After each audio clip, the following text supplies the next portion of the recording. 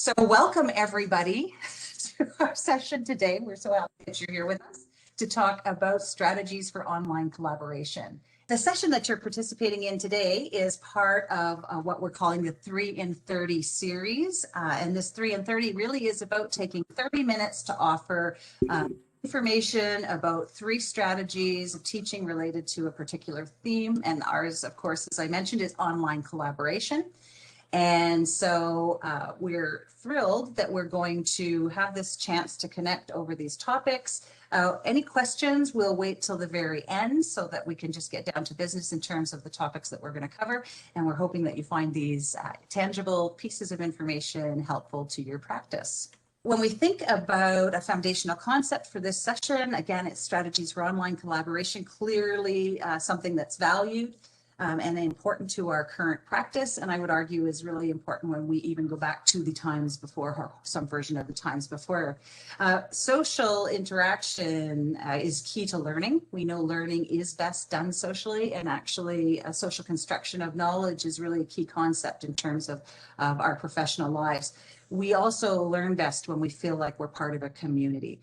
And so there are really 3 types of interactions that are important when we think of social interactions, and those are between the student and content and interaction, student and facilitator or teacher, and then student to student. And so really today we're going to be focusing on looking at ways that we can help students collaborate in this virtual space. And so with that, I'm going to turn over to my awesome, helpful partner, Matt, who's going to talk about the awesomeness of Blackboard. Thanks, Tracy. I'm happy to be here today. And our first takeaway is really utilizing groups and Blackboard. So many faculty know that groups exist, but they might not know how to create that group, how to set that group up, how to then attach that group into an assignment, and a couple other tips and tricks along the way with groups.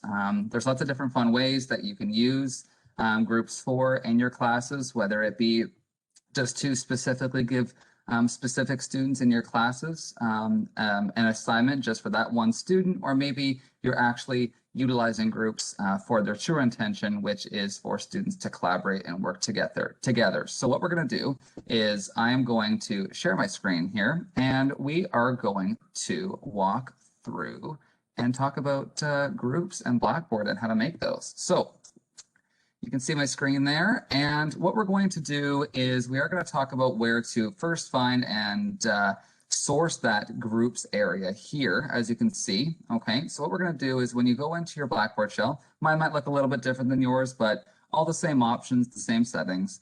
As we go along down to the very bottom left here, we're going to see this users and groups area. Once we click on users and groups, oops, clicked on the wrong thing there, users and groups, we're going to have our groups option appear. And you can see right here that I already have a group created. This was done for another assignment, but I wanted to keep it up there so you can see what the end result looks like upon creating a single group. Now, at the top here, we have 2 options, import or create. So if we're going to create a new group from scratch, we have 2 options. We have a single group and a group set. The difference between the 2 is a single group will just make one individual group, just like we see right here with this group 1 assignment number 4. Or a group set would create multiple groups. Again, really the purpose of that is if you had 40, 50, 60 students and you need, 10, 15 different groups, you have the ability to just really click a couple buttons and it's going to do a lot of the work for you. Today, we're going to focus on single group enrollment because we only have so much time. But just know that you do also have the same options with group sets. The only difference is you also have a random enroll option. So with the group set, a random enroll will randomly enroll all of your students into each group. You can specify the number of students in per group in each group. If it's an uneven number, you can then select where that last student, that 1 or 2 students that might be the odd numbers out into one of those groups at the end. So if we're focusing on single groups here, we have 2 different types. We have a self-enroll and a manual enroll. So the self-enroll is meaning the students will self-enroll themselves into that group.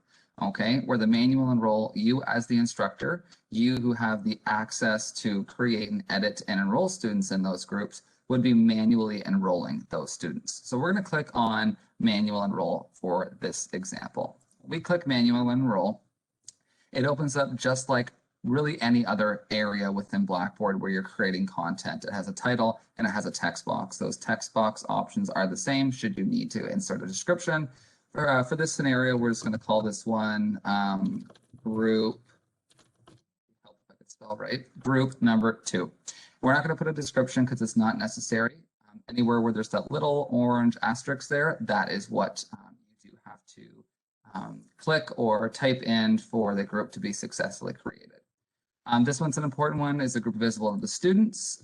It is defaulted on yes. So for any reason, if you wish to turn it off, you can, but we're going to leave that one on.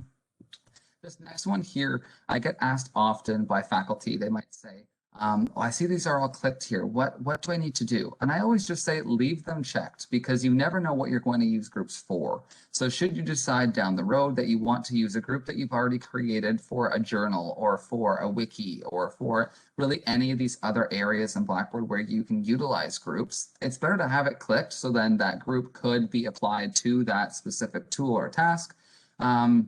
And again, if you never use them, it doesn't hurt anything to have them there. This is the defaulted option. As we move down to the bottom here, we're going to skip these two options right here, and we're going to go down to membership, all right? And since we have selected the option to manually enroll our students, we're going to click Add Users. And when we do that, you're going to have all your users shown. I only have one student enrolled in this dev shell, our awesome colleague, Kate Quinn from CTEL, and I'm going to enroll Kate as a student in one of our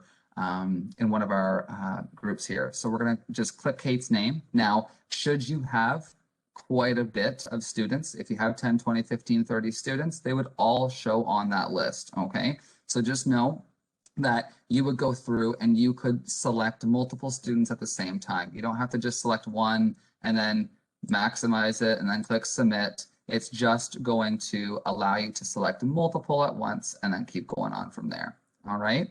So now that we have my colleague Kate here enrolled in our group number 2 that we've called it, okay, and we've added Kate at the very bottom, you would then be able to see multiple users should you have multiple users to add.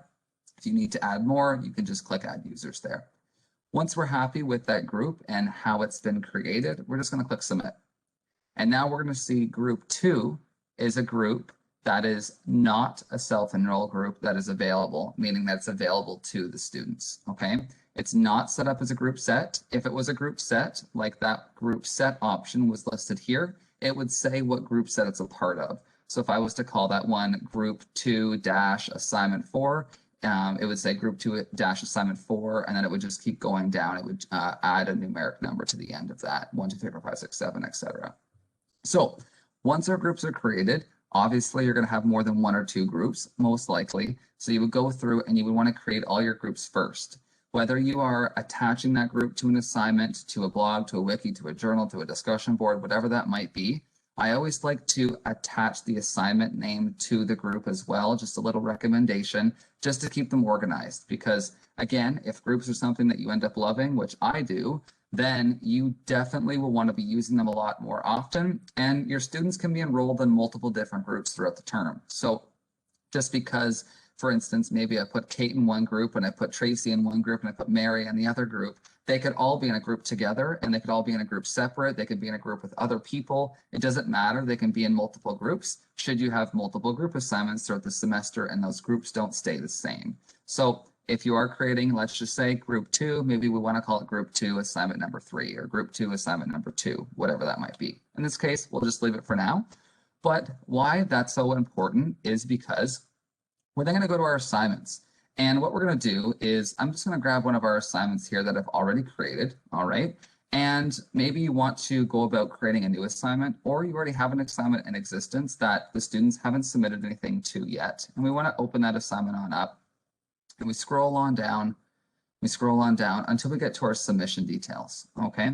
And then this submission details here, we have individual, group, and portfolio. So if we click on group, we now see that exact 2 groups that we had listed in the groups area are now in our items to select. So Again, we know Kate is enrolled in this group 2, so we're going to click on group 2 and we're just going to bring it over. And what that's doing is it's just taking the group itself and it's attaching it to this assignment. So what we're saying is anyone enrolled in group 2 is going to have access to this assignment, which is now called assignment number 1.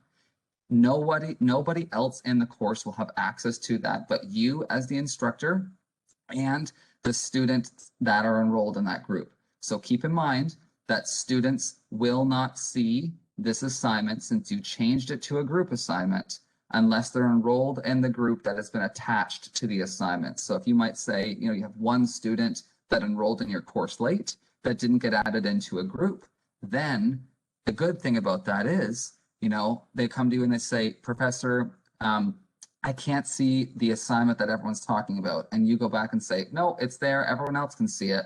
Double check with us or go into your groups and make sure that that student is attached, because if not, then again, that student won't be able to see. One last tip about this area too that is so important is you as an instructor, you are enrolled in the course as an instructor. Your privileges in the course is as an instructor. The second you go into the student preview, so you enter that student preview mode to go see that group that you have just created, just note you won't see it. And you won't see it because you're not enrolled in a group that has access to that assignment. So it's a little bit confusing. You'd think that you would be able to see it. There are ways that we can go around there by temporarily adding you into that group as a student. And then, so when you enter the student preview mode, you're able to see it. That's another time in another video, but just keep that in mind that if you do go in that student preview mode and you are in that looking for an assignment that has been set up within a group or a blog, a wiki, a journal, a discussion board, anything that has been attached, you will not see it. All right. And then from here, we're just going to click submit. And that assignment number 1 won't look any different. It won't look really from the outside, but remember, only students that have access to that group will then be able to see assignment 1. So that's groups in a really, really quick format. If we had more time, I'd definitely get in more depth with that, but I'll pass it back over to Tracy to continue on with the rest of the 3 and 30. Thanks so much, Matt. That is awesome. And this is one of those moments where reach out to Matt, BB faculty support, faculty BB support. He's going to go after me. Faculty BB support in order to get support with that. One of the things that I believe the most in all of this is that we have great opportunities to use our LMS more. And by first setting up our groups and our teams within Blackboard, then we can take those out and move them and use them in different ways in different apps to support our students as well. So thanks so much, Matt, for that support and for supporting us all with the LMS system. Our second sort of discussion around groups really can be adapted and used based on what you just learned from Matt. So setting up your groups first in Blackboard and then taking those already set up groups and allowing students to connect in different ways using different platforms can be really helpful. And certainly it will make sure that that student-to-student interaction that we need as part of learning is followed through. So one of the things that we regularly use, especially since it arrived for us in the fall, is the Webex breakout rooms. If you're a big Teams user, of course, it has breakout rooms now as well, also arrived in the fall. So whichever platform you are more comfortable with, this conversation can be adapted to. So one of the things that we suggest is if you do have opportunities for synchronous meetings with your students, is that if that is part of the way you've designed your course or part of what is expected in your particular area, then using these Blackboard groups that you've already established and assigning them breakout space within a synchronous session can be really helpful.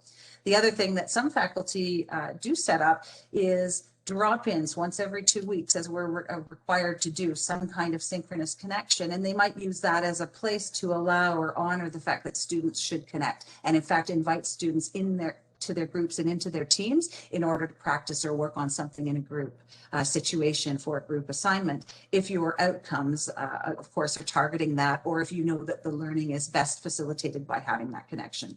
So I'm just going to stop sharing the PowerPoint for a second, and I'm going to flip over to sharing the meeting room window for our Webex session. And I'm really hopeful that that'll record. I haven't tried recording my shared screen of the meeting window. But so just warning Mary and Matt, we're coming up to being able to share. Going to close that chat. And so what I just wanted to point out to you, if you're unfamiliar with the breakout rooms in Webex, is that if you look at your Webex control options across the bottom of your screen, there are 3 dots. I always say the 3 dots beside the smiley face. That's how I orient my life. Where's the smiley face? Find the 3 dots. I've accidentally closed a session by hitting the X beside the 3 dots. Avoid doing that. And so if you click on that, you'll notice in the list that runs down, and I'm hopeful that my peers can see the list of options. Awesome.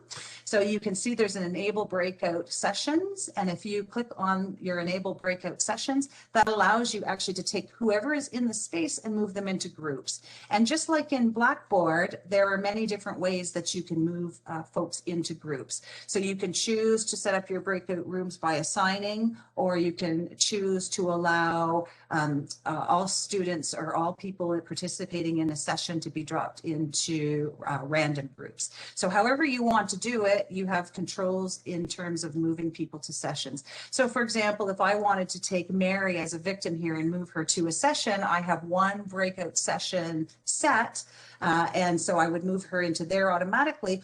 Or I could add a new breakout session and another for as many groups as I had formulated in my Blackboard shell, and then manually draw the students over by clicking and moving them. When you are happy with how the allocations in your breakout sessions are set, then you can start your breakout sessions and students will move into the groups that you've assigned. And this can be unlimited. So I'm going to move back out of this right now and just remind you that you can get support for Webex from several members of our team, certainly by reaching out to CTEL, and never forget about that awesome document that we've got, who can help, because that will let you know who's up on Webex these days. And I think really these days master Webexers include Anthony, Bert, Greg, and Alyssa. Is that correct, Matt? Yeah, I would first start with Anthony Talata and Bert Slesser. Those are going to be your best bets because they've been working on all the most up-to-date resources when it comes to Webex. Awesome. And so those would be your go-to for folks for sure. And then certainly we're all using Webex really regularly in CTEL now. So tips and tricks are coming out of that. One of the things that I would do as a teacher, again, is take my groups from Blackboard and allow and encourage students to recognize that they too can use Blackboard and Blackboard breakout sessions using their own student portal to set these kinds of things up. So this is a tool that students can be using, not just faculty. And then the last trick is that students who have assigned themselves in Blackboard to groups, as Matt mentioned, can happen. Those groups then can be mastered. You can get lists of those and then assign folks into their proper groups in your Webex space, as long as you have the names of who belongs where. It takes literally about 30 seconds. So that is one way that we can foster interaction using Webex. And again, if you're a Teams user, like many folks are, breakout rooms, you know, a different location, different spot, but really the same overarching sort of processes. And so maximizing connection in that way can be really great. So that's one way that we really enjoy. And I'm just going to stop and go back into sharing PowerPoint with you folks again. And we'll talk, or I'll share with you one last trick of the trade for groups. And this is more about the processes of groups and things that can help facilitate student connections.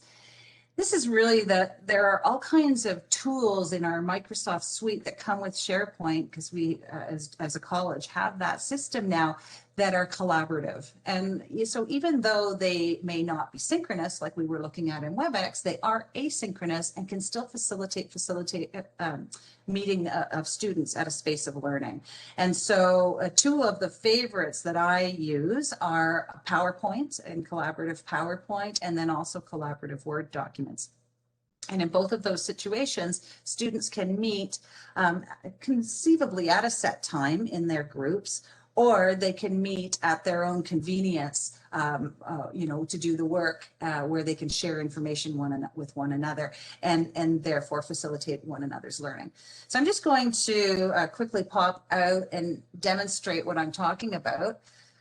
So one of the greatest things that Jill Esmond, one of our peers, used in a session one time that I thought was absolutely fantastic was a collaborative PowerPoint in order for students to introduce themselves to one another in an asynchronous online course. And I thought, how brilliant is that? So basically she modeled a template. I've made my own version here where she set up numerous PowerPoint slides and had a quick description for students who weren't sure about how they could add slides to this template. And then each student then was responsible for introducing a little bit about themselves and basically collaborating to co-create some kind of community and build community to help again with the social aspect of learning. And so the response anecdotally is fantastic. So when I've used this myself with my classes, the students are really pleased to connect in this way with their peers, as opposed to like floating in these bunch of solo people, right?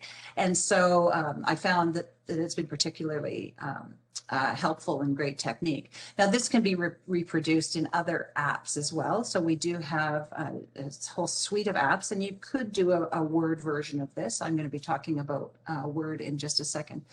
PowerPoint is a great way for students demonstrating their knowledge as well, not just for introductions. So if you have an assignment where students are responsible for presenting back their learning in a format that is shared or public or group-based, then PowerPoint can be your friend. And a collaborative PowerPoint, again, encourages your students to connect. And once again, based on those awesome teams that you set up in Blackboard using our LMS tool, you can just sort of maximize, and you can do things like embed the link to the PowerPoint or anything else right inside your Blackboard shell, and in fact, right inside team-related documents. So, great strategy is to help your students connect to their team members, not only through how they appear in Blackboard, but through in associated documents or associated apps that you're pulling the students into. So that idea of using PowerPoint, and for those of you that have presentations as part of your grade associated with your students, so this showing students how they can collaborate on a PowerPoint can be really helpful, not only for their learning, but for the demonstration of their knowledge in their product. So that's an exciting use. And I'm just going to flip back over because the other part that I had mentioned in the PowerPoint was using collaborative Word documents. And so I'm going to share with you a team contract that I typically use whenever I have group work. And I do this in my on-campus courses, and I do this in my remote courses, synchronous, asynchronous. Just because we know when we think about group work, part of the success in groups is knowing what is expected of groups and being able to sort of count on and frame the expectations of practice. So this is an example of a collaboration tool, but also a collaborative document that helps frame the collaboration that I find very helpful. This, by the way, is just an aside, and if you would like to receive this PowerPoint, we're more than happy to share it. But this is based on some really great work that's out of the Learning Portal, which is College Libraries Ontario. All kinds of information and wonderful stuff that is available on teamwork. And so in this particular Word document, you'll notice what I have set up here, and it is based on the library's work, is project name, project due date, team members, and each team member would then have an opportunity to put in their name, email, and if they're wanting to share, other ways to connect. And then in terms of the content, what the team is agreements and ground rules are for behavior. And those include things around how we're going to interact, what our roles and responsibilities are, how we're going to distribute workload, how we're going to manage conflict, and any other considerations that the team might come up with. Also key to this in part of group and team learning is the notion that the project has to be sort of described. And often I say to my students, cut and paste from my rubric and assignment description. Like that's where you go.